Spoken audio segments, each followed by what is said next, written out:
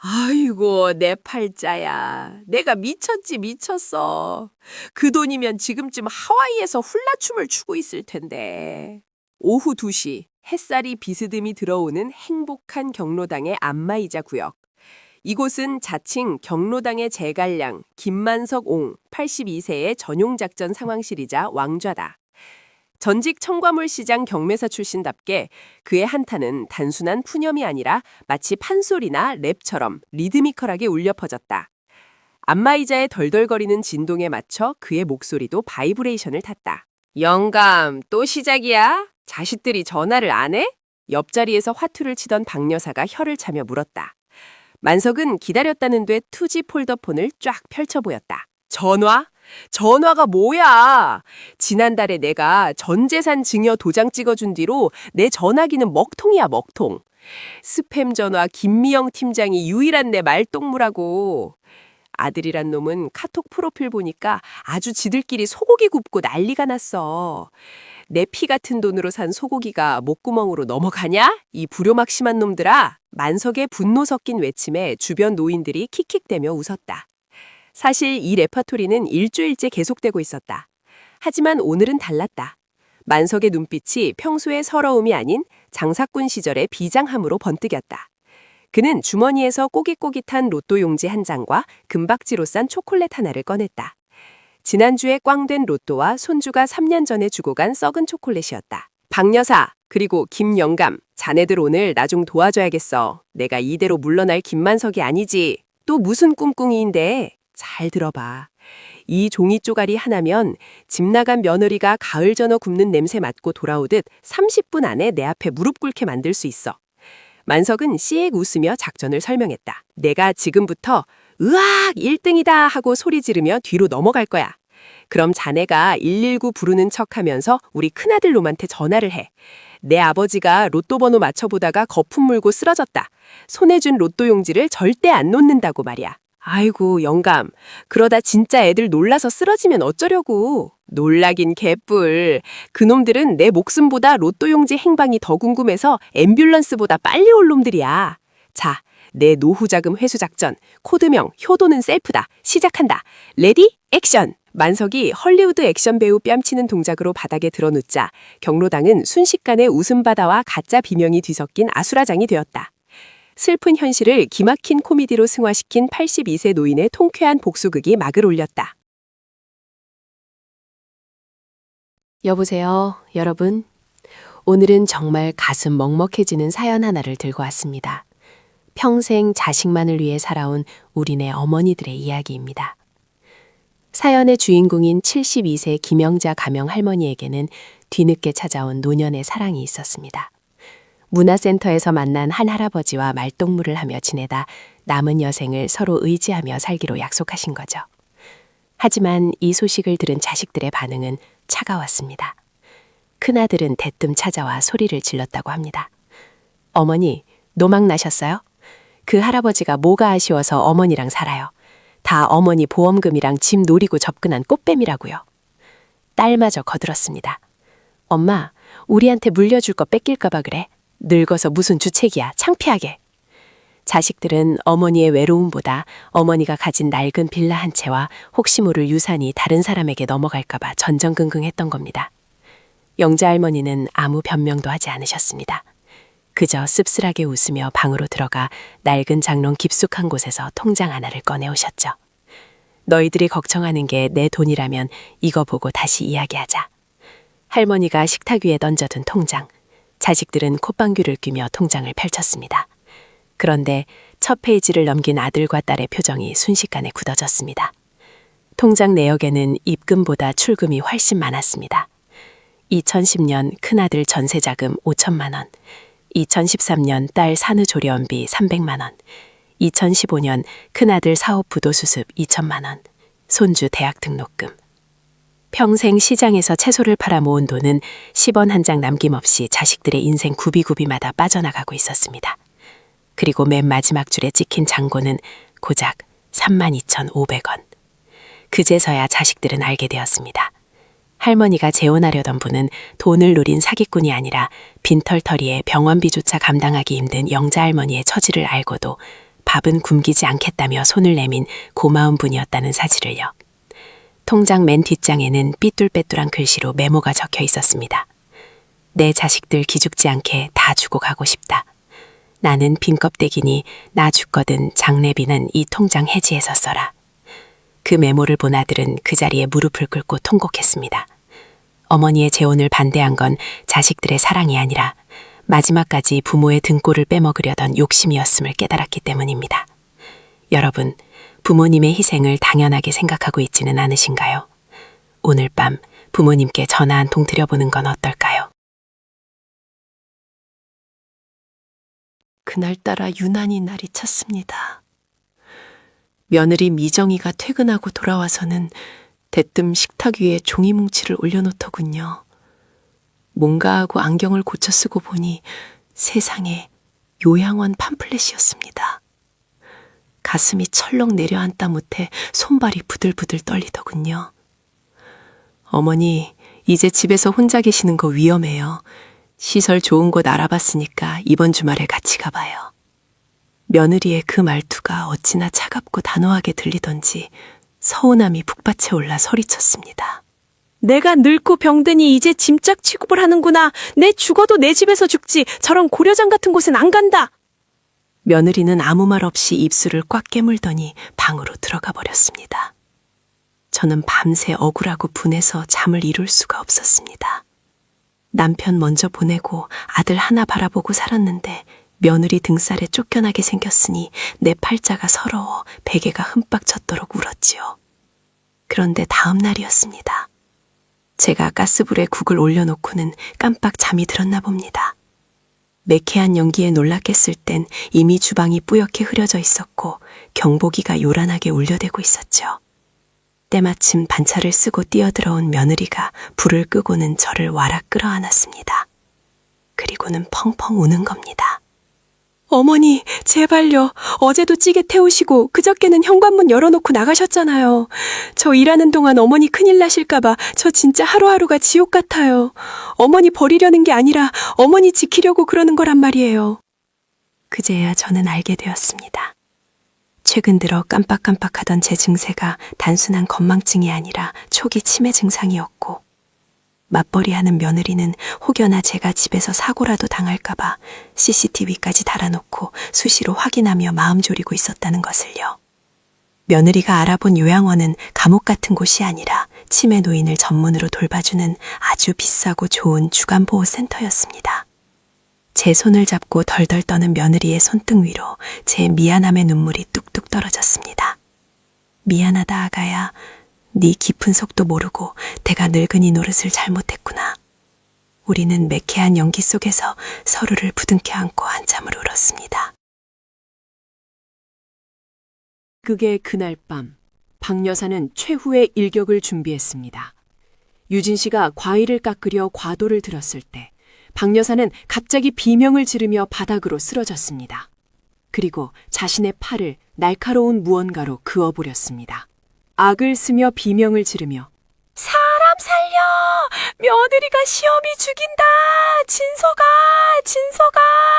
놀라서 칼을 떨어뜨리며 어머님 왜 그러세요? 전 그냥 사과를 뒤쳐나와 유진을 밀치며 너 진짜 미쳤어? 엄마한테 무슨 짓이야? 이년이 눈이 뒤집혀서 나를 찌르려고 했다.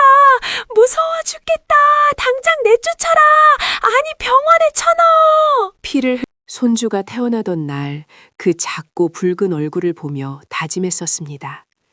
내 남은 생을 바쳐서라도 너를 지켜주겠노라고 말이죠. 그렇게 시작된 황혼 육아가 벌써 10년이 흘렀습니다. 친구들이 여행을 다니고 꽃구경을 갈 때 저는 아이의 등하원을 책임지고 밥을 먹이며 전쟁 같은 하루를 보냈습니다. 제 무릎 연골이 닳아 없어지고 허리 디스크가 터져 밤마다 진통제로 잠을 청할 때도 그래도 자식 돕는 일인데 라며 스스로를 위로했습니다. 그런데 어제였습니다. 손주가 놀이터에서 놀다 무릎이 조금 까져서 들어왔습니다. 퇴근하고 돌아온 딸아이가 대뜸 저에게 소리를 지르더군요. 엄마는 애 안 보고 대체 뭐 했어? 애 몸에 흉지면 어떡할 거야? 그 순간 지난 10년의 세월이 주마등처럼 스쳐 지나갔습니다. 고맙다는 따뜻한 말 한마디보다 당연하다는 듯한 표정과 원망 섞인 짜증이 먼저 날아올 때 제 마음속 무언가가 툭 하고 끊어지는 소리가 들렸습니다. 나는 식모가 아니었습니다. 나는 보모도 아니었습니다. 그저 자식을 사랑해서 내 노후를 갈아 넣은 늙은 어미일 뿐이었습니다. 오늘 아침 저는 딸아이 식탁 위에 집 열쇠와 병원 진단서를 올려두고 나왔습니다. 이제 내 몫은 다했다. 남은 인생은 나를 위해 쓰고 싶구나. 짐을 싸서 나오는 길 발걸음이 무거울 줄 알았는데 이상하게도 날아갈 듯 가볍습니다. 이제 병원에 가서 온전히 내 몸을 돌보고 미뤄두었던 친구들과의 모임에도 나갈 겁니다. 10년 만에 찾은 나의 이름, 나의 시간. 비로소 진정한 독립을 선언합니다. 여기 제 손때가 묻어 반질반질해진 낡은 반지꼬리가 있습니다. 50년 동안 남편의 양말 구멍을 기웃고 아이들의 떨어진 단추를 달아주었던 제 삶의 증인 같은 물건이지요. 바늘에 실을 꿰어 터진 곳을 꿰밀 때마다 저는 무너져가는 제 마음도 함께 꿰매야 했습니다. 여자가 참아야지. 애들 봐서라도 견뎌라. 그렇게 꾹꾹 눌러 담은 세월이 어느덧 75년입니다. 영감은 말합니다. 다 늙어서 무슨 이혼이냐. 남 부끄럽게 그냥 살다 죽지. 하지만 그 그냥이라는 말이 제 가슴에는 비수처럼 꽂혔습니다. 저는 누군가의 아내, 누군가의 엄마로 불리는 동안 김영자라는 제 이름 석자를 잃어버리고 살았습니다. 얼마 전부터 이 반짓꼬리 맨 아래 칸에 비밀 일기장을 숨겨두었습니다. 그곳에는 원망 대신 제가 하고 싶었던 일들을 적었습니다. 혼자 조조 영화를 보고 맵고 짠 음식을 마음껏 먹고 다리를 뻗고 자는 것. 아주 사소한 것들이었죠.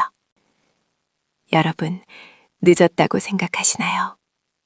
저는 오늘 이 반짓꼬리를 닫고 제 여행 가방을 엽니다. 남들은 주책이라 손가락질할지 몰라도 저는 제 인생의 마지막 페이지를 저를 위해 쓰고 싶습니다.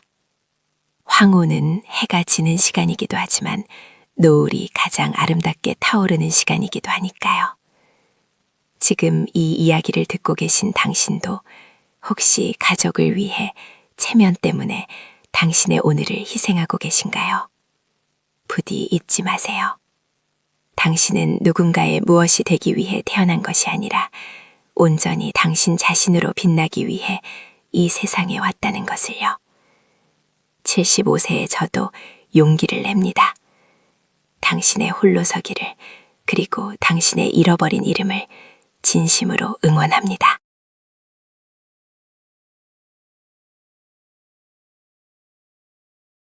안녕하세요, 여러분.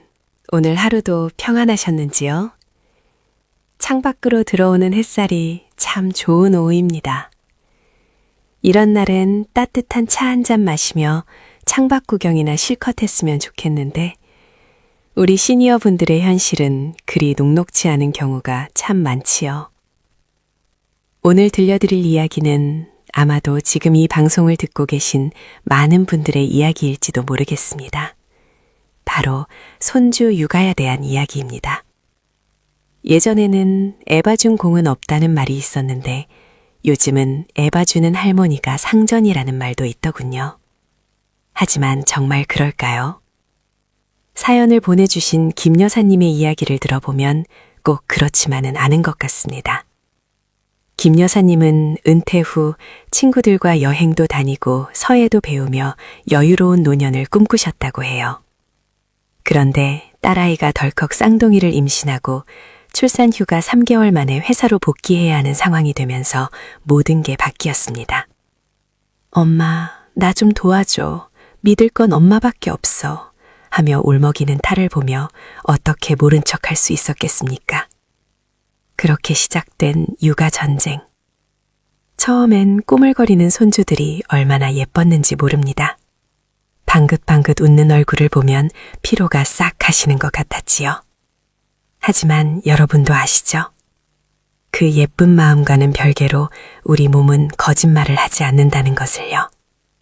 7kg, 8kg 늘어가는 아이들을 안고 어르고 재우다 보니 김 여사님의 손목에는 훈장처럼 패스가 붙기 시작했습니다. 허리는 펴질 날이 없고 밤에 잠이라도 푹 자면 좋으련만 아이들이 깨면 같이 깨야 하니 만성 피로에 시달리게 된 것이지요. 친구들은 꽃구경 가자, 단풍놀이 가자 전화가 오는데 김 여사님은 젖병 소독하느라 전화 받을 시간도 없습니다. 내가 전생에 무슨 죄를 지어서 이 나이에 다시 육아를 하나 싶다가도 나 하나 희생하면 내 자식 편하고 내 손주 잘 크니 그걸로 되었다 스스로를 다독입니다. 하지만 몸이 아프니 마음도 약해지는 걸까요? 문득 거울 속에 비친 내 모습이 너무 초라해 보일 때가 있습니다. 흰머리는 늘고 얼굴엔 주름과 근허이 가득한 모습. 이게 과연 내가 꿈꾸던 노년인가 싶은 서글픔이 밀려옵니다. 사랑이라는 이름으로 시작했지만 결국 남은 건 온몸의 골병뿐인 것 같으니 허탈함. 우리 시니어 여러분들은 어떻게 견디고 계신가요? 여보, 우리 이 집에서 참 오래도 살았네요. 서랍장 깊은 곳에 놓인 가족 사진을 보며 남편이 조용히 말했습니다. 이 집은 큰애가 초등학교에 입학할 때 무리해서 대출을 받아 마련했던 우리의 첫 보금자리였습니다. 이곳에서 두 아이를 대학에 보내고 결혼식장까지 손을 잡고 걸어 들어갔지요. 집안 곳곳에 아이들의 웃음소리와 우리의 청춘이 배어 있었습니다. 하지만 나이가 들면서 텅 빈 넓은 집은 적적함만 더해갔고 관절이 안 좋아진 저에게 계단 오르내리는 일은 고역이 되었습니다. 주말마다 번갈아 찾아와 청소와 반찬을 챙기는 자식들을 볼 때면 고마움보다는 미안함이 앞섰습니다. 우리가 아이들에게 짐이 되고 있는 건 아닐까? 밤잠을 설치며 고민한 끝에 우리 부부는 큰 결심을 했습니다. 자식들 몰래 경기도 외곽의 시니어타운을 알아보고 계약을 마친 것입니다. 이사 당일 뒤늦게 소식을 듣고 달려온 딸아이는 펑펑 울며 말렸습니다. 엄마, 아빠, 왜 우리한테 말도 없이 요양원 같은 데를 가? 아이의 눈물에 마음이 흔들렸지만 우리는 단호했습니다. 여긴 요양원이 아니라 우리들의 새 놀이터란다. 너희들 걱정 없이 우리끼리 재밌게 살아보고 싶어서 그래. 처음 시니어타운에 입주했을 때는 모든 것이 낯설고 두려웠습니다. 30년 넘게 살아온 동네를 떠나 아는 사람 하나 없는 곳에 덩그러니 놓인 기분이었죠. 하지만 그 두려움은 일주일을 넘기지 않았습니다. 매끼 영양에 맞춰 나오는 따뜻한 식사 덕분에 밥 짓는 스트레스에서 해방되었고 피트니스 센터와 취미 교실에서는 나와 비슷한 연배의 친구들이 반갑게 인사를 건네왔습니다. 오전에 탁구를 치고 오후에는 서예를 배우며 저녁이면 새로 사귄 친구들과 벤치에 앉아 도란도란 옛날 이야기를 나눕니다. 평생 가족을 위해 희생하며 잊고 살았던 나 자신을 다시 찾은 기분입니다. 얼마 전 주말 우리를 찾아온 아들 내외는 활짝 핀 제 얼굴을 보고는 그제야 마음을 놓더군요. 어머니, 예전보다 훨씬 젊어지셨어요. 며느리의 말에 우리 부부는 소리내어 웃었습니다. 네, 우리는 지금 30년 정든 집을 떠나 우리만의 눈부신 제2의 청춘을 살아가고 있습니다. 여기 자신만만하게 턱을 치켜든 한 남자가 있습니다. 미국 아이비리그 출신의 MBA 경영학 석사, 대기업 최연소 전무 타이틀을 거머쥔 30대 최민석입니다. 그는 사람은 숫자로 증명된다고 믿는 철저한 성과주의자였습니다. 반면 시장통 끄트머리에서 40년 넘게 순댓국밥을 팔아온 욕쟁이 할매 박술래 여사. 그녀의 최종 학력은 무학, 자신의 이름 석자도 겨우 쓰는 까막눈이었습니다. 사건의 발단은 민석이 추진하던 재개발 사업이었습니다. 박할머니의 가게가 알박기처럼 버티고 있다며 민석은 직접 가게를 찾아가 모욕적인 언사를 퍼부었습니다. 할머니, 이 계약서 내용 이해는 하세요? 글도 모르시잖아. 돈 챙겨드릴 때 나가시라고요. 학교도 안 나온 분이 비즈니스를 뭘 안다고 버티십니까? 민석의 독설에도 할머니는 그저 국밥 한 그릇을 툭 내려놓으며 밥이나 처먹고 가라 놈아 라고 웃어넘겼습니다. 그러던 어느 날 민석에게 절체절명의 위기가 닥칩니다. 회사의 핵심 부품을 독점 공급하던 협력업체 회장이 갑자기 공급 중단을 선언한 것입니다. 민석이 아무리 돈가방을 들고 찾아가고 법적 대응을 운운해도 회장은 만나주지조차 않았습니다. 이대로라면 공장이 멈추고 민석은 파산할 처지였습니다. 며칠 밤을 새워 초췌해진 민석이 우연히 할머니 가게 앞을 지날 때 할머니가 민석을 불러세웠습니다. 꼴이 그게 뭐냐? 따라와라. 할머니가 데려간 것은 놀랍게도 그 협력업체 회장의 자택이었습니다. 경비원들이 막아서려는 찰나 회장이 버선발로 뛰어나왔습니다. 아이고 누님, 여기까지 어인일이십니까? 천하의 고집불통 회장이 박할머니 앞에서 90도로 허리를 굽혔습니다. 알고 보니 30년 전 그 회장이 사업에 실패하고 한강에 뛰어들려 했을 때 멱살을 잡고 끌고 와 뜨끈한 국밥을 먹이며 재기할 종잣돈을 쥐어준 사람이 바로 박할머니였던 것입니다. 할머니는 회장의 등을 두드리며 딱 한마디 했습니다. 이놈, 싹퉁머리는 없어도 일은 잘한다더라. 한 번만 봐줘라. 내 얼굴 봐서. 그 한마디에 수백억 원짜리 계약이 다시 성사되었습니다. 민석이 수십 장의 제안서와 데이터로도 열지 못한 마음의 문을 글자 하나 모르는 할머니가 신이 하나로 열어젖힌 순간이었습니다. 그날 밤 최 전무는 낡은 국밥집 바닥에 무릎을 꿇고 펑펑 울었습니다. 경영학 교과서 어디에도 나오지 않았던 사람을 남기는 장사의 위대함을 뼈저리게 깨달았기 때문입니다. 학벌은 사람을 부릴 수 있게 하지만 신뢰는 사람을 움직이게 합니다. 할머니의 투박한 손맛과 의리가 엘리트의 오만을 무너뜨린 이 이야기는 진정한 성공이 무엇인지 우리에게 묵직한 울림을 줍니다. 장례식을 모두 마치고 텅 빈 어머니의 집으로 돌아왔습니다. 현관문을 열자마자 훅 끼쳐오는 쿰쿰한 냄새. 그것은 곰팡이 냄새 같기도 하고 어머니가 평생 몸에 바르시던 파스 냄새 같기도 했습니다. 푹적이던 문상객들도 연불 소리도 사라진 이 공간에 저 혼자 덩그러니 남겨지니 그제야 어머니의 부재가 실감났습니다. 아이고, 내 새끼 왔나 하며 버선발로 뛰어나오실 것만 같은데 안방문은 굳게 닫혀 있습니다. 신발장에는 어머니가 시장 갈 때 신으시던 닳고 다른 슬리퍼 한 켤레가 가지런히 놓여 있습니다. 뒤꿈치가 다 해져서 스펀지가 보이는 저 신발. 제가 새 것 좀 사 신으시라고 그렇게 타박을 주었는데 결국 저걸 못 버리고 가셨네요. 거실 한 구석에 놓인 낡은 텔레비전 위에는 가족 사진이 먼지 하나 없이 깨끗하게 닦여 있습니다. 어머니는 매일 이 사진을 보며 자식들을 그리워하셨겠지요. 저는 바쁘다는 핑계로 명절 때나 겨우 얼굴 비추는 불효자였습니다.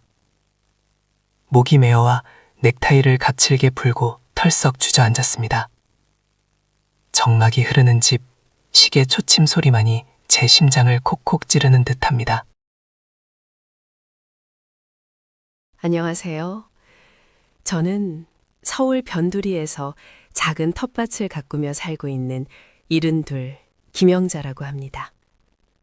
지금은 제 이름 석자를 당당히 말하지만 불과 1년 전만 해도 저는 누구의 엄마, 누구의 할머니, 그리고 눈칫밥 먹는 시어머니로 불렸지요.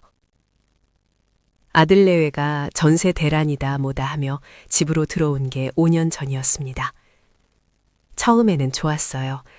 든든한 아들, 싹싹한 며느리, 눈에 넣어도 안 아픈 손주까지. 북적북적 사람 사는 냄새가 날 거라 기대했죠. 하지만 그 기대가 무너지는 데는 그리 오랜 시간이 걸리지 않았습니다. 아침 6시부터 일어나 아들네 아침밥 차리고 출근시키고 나면 손주 어린이집 등원 전쟁. 돌아와서 청소하고 빨래하고 저녁이 되면 파김치가 되어 또 저녁상을 차려야 했습니다. 그런데 어느 날 저녁이었어요. 며느리가 퇴근해서 들어오더니 싱크대에 쌓인 설거지를 보고 한숨을 푹 쉬더군요. 어머님, 요즘 건조기 돌리실 때 옷감 구분 좀 잘해주세요. 제 블라우스가 줄어들어서 못 입게 됐어요. 고맙다는 말 대신 타박이라니 가슴 한구석이 서늘해지더군요. 그때는 몰랐습니다. 그 작은 균열이 제 인생을 송두리째 바꿀 지진의 전조였다는 것을요. 여기 손때가 새카맣게 묻은 낡은 가계부 한 권이 있습니다.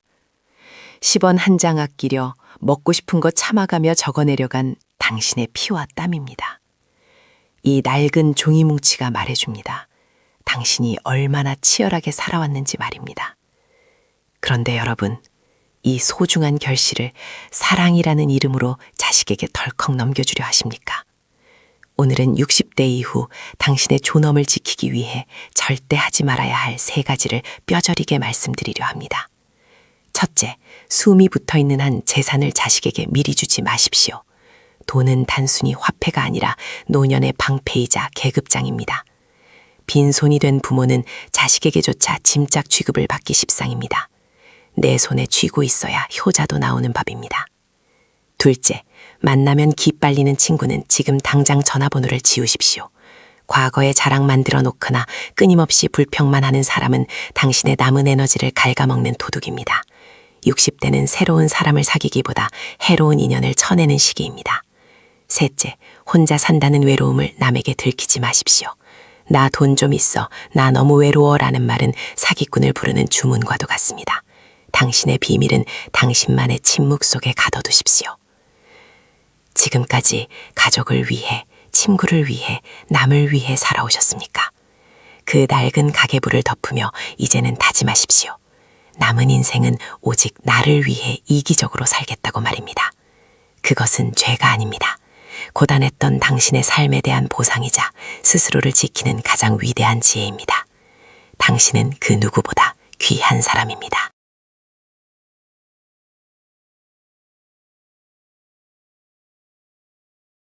제가 어릴 적 우리 삼형제는 동네에서 우애가 깊기로 소문난 형제였습니다. 큰형은 항상 동생들을 챙겼고 둘째인 저는 형을 도와 막내를 돌봤죠. 아버지가 일찍 돌아가시고 어머니 홀로 낡은 30평짜리 아파트에서 저희를 키워내셨습니다. 그 아파트는 어머니의 피땀 어린 결정체이자 우리 가족의 따뜻한 보금자리였습니다. 그런데 작년 가을 어머니가 뇌출혈로 갑작스럽게 세상을 떠나시면서 모든 것이 변했습니다. 슬픔을 추스를 새도 없이 남겨진 그 낡은 아파트 한 채가 문제의 발단이 되었습니다. 큰형은 내가 장남이고 제사를 모셔야 하니 당연히 집은 내 몫이다 라고 주장했습니다. 그러자 낙내는 요즘 세상에 장남이 어디 있냐, 어머니 병원비도 내가 제일 많이 냈으니 법대로 n분의 1로 똑같이 나누자며 맞섰죠. 저는 중간에서 어떻게든 조율해 보려 했지만 이미 돈 앞에서는 형제에도 소용이 없었습니다. 큰형은 아예 현관문 비밀번호를 바꾸고 집을 차지해 보렸고 막내는 큰형을 상대로 유류분 반환 청구 소송을 냈습니다. 결국 명절에도 서로 연락 한 번 안 하는 남보다 못한 사이가 되어버렸죠. 법정에서 서로를 향해 삿대세라며 고함치는 형제들의 모습을 보며 저는 억장이 무너지는 것 같았습니다. 어머니가 살아계셨다면 이 꼴을 보고 얼마나 가슴을 치셨을까 생각하면 매일 밤 눈물만 흐릅니다. 늦었지만 이제야 깨달았습니다. 부모의 재산은 남겨진 자식들에게 축복이 아니라 저주가 될 수도 있다는 것을요. 만약 어머니가 미리 명확한 유언장을 작성해 두셨거나 생전에 공평하게 정리를 해 두셨다면 우리가 이렇게 원수가 되었을까요? 이 영상을 보시는 분들께 간곡히 당부드립니다. 재산이 적든 많든 자식들 우애를 믿고 방치하지 마세요. 자식들을 진정으로 사랑하신다면 사후에 분쟁이 없도록 생전에 반드시 법적인 조치를 취해 두셔야 합니다. 그것만이 평생 일군 재산으로 자식들이 피 흘리지 않고 화목한 가족을 유지할 수 있는 유일한 길입니다.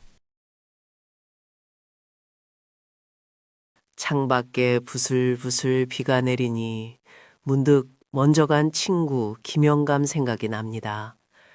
참 성실하게 살아서 남부럽지 않게 재산을 모았던 친구였지요.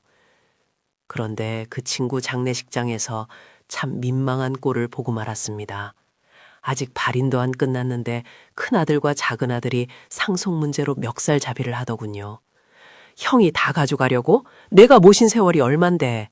고성이 오가는데 영정사진 속 친구 얼굴 보기가 얼마나 죄스럽고 안타깝던지. 그날 돌아오는 길에 곰곰이 생각했습니다.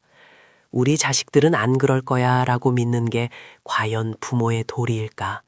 아니요, 그건 방임일지도 모릅니다. 여러분, 돈 앞에서는 피도 눈물도 없다는 말, 남의 얘기가 아닙니다. 내가 눈 감고 나면 착하던 자식들도 현실적인 문제 앞에선 날카로워질 수밖에 없어요.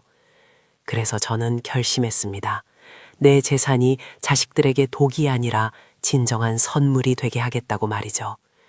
전문가를 찾아가 물어보니 핵심은 미리 명확하게 정리하는 것이더군요. 유언장을 쓸 때도 그냥 누구에게 뭘 준다고 적는 게 아니라 법적 효력이 있는 공증을 받아야 하고, 혹시 모를 유류분 분쟁을 막기 위해 생전에 어떤 재산을 언제 증여했는지 꼼꼼히 기록해 둬야 한다는 걸 배웠습니다. 내가 번 돈, 내 뜻대로 나누어 주는 것, 그것이 부모로서 마지막으로 보여줄 수 있는 권위이자 사랑 아니겠습니까? 오늘 밤 서랍 속에 넣어둔 낡은 노트 한 권 꺼내보세요. 그리고 천천히 적어보세요. 누구에게 무엇을 왜 주려고 하는지. 그 명확한 정리가 훗날 우리 자식들을 법정이 아닌 화목한 밥상머리에 앉게 할 겁니다. 여러분, 자식 이기는 부모 없다는 말, 요즘 세상엔 정말 옛말이 되어버린 것 같습니다. 오늘은 평생 일궈온 아파트와 상가를 자식들에게 미리 증여했다가 차가운 요양원 구석방으로 내몰렸던 70대 김영감님의 기가 막힌 사연을 들려드릴까 합니다. 김영감님은 아내와 사별 후 혼자 남은 외로움보다 자식들 걱정이 앞섰습니다. 내가 죽으면 상속세 때문에 너희가 힘들까봐 미리 정리해주마. 그렇게 아들에겐 15억 상당의 상가 건물을, 딸에겐 살고 있던 아파트를 증여했죠. 자식들은 눈물을 흘리며 아버지 평생 모시겠습니다. 걱정 마세요. 라고 맹세했습니다. 그 말을 철석같이 믿으셨던 거죠. 하지만 등기 이전이 끝나자마자 태도가 180도 돌변했습니다. 매일 오던 전화는 뚝 끊겼고 찾아가면 문전박대를 당하기 일쑤였습니다. 급기야 자식들은 아버지가 혼자 계시니 치매기가 있는 것 같다며 억지로 저렴한 요양원에 입원시켜버렸습니다. 멀쩡한 정신으로 요양원에 갇힌 지 3년, 자식들은 명절에도 코빼기 한 번 비치지 않았습니다. 김영감님은 좁은 병실 창밖을 보며 피눈물을 흘리셨습니다. 내가 자식을 잘못 키웠구나. 내 손으로 내 무덤을 팠어. 그러던 어느 날 요양원 봉사활동을 온 옛 친구이자 변호사를 우연히 만나게 됩니다. 이 기적 같은 만남이 김영감님의 운명을 바꿨습니다. 김영감님은 효도계약서를 쓰지는 않았지만 민법상 부양 의무를 이행하지 않은 경우 증여를 해지할 수 있다는 조항과 자식들이 보낸 포관 문자를 증거로 소송을 준비했습니다. 법정에 선 자식들은 그제야 잘못했다, 다시는 안 그러겠다며 바짓가랑이를 잡고 매달렸습니다. 하지만 김영감님은 단호했습니다. 너희에게 줄 돈은 한 푼도 없다. 이 재산은 나를 버린 너희 몫이 아니라 갈 곳 없는 노인들을 위해 쓰겠다. 결국 승소한 김영감님은 환수한 재산 전액을 독거노인 지원재단에 기부하셨습니다. 빈털터리가 된 자식들이 법원 바닥에 주저앉아 통곡할 때 김영감님은 뒤도 돌아보지 않고 당당히 걸어 나오셨습니다. 여러분, 재산은 끝까지 쥐고 있어야 한다는 말, 정말 틀린 말이 아닌 것 같습니다. 김영감님의 통쾌한 결단, 여러분은 어떻게 생각하시나요?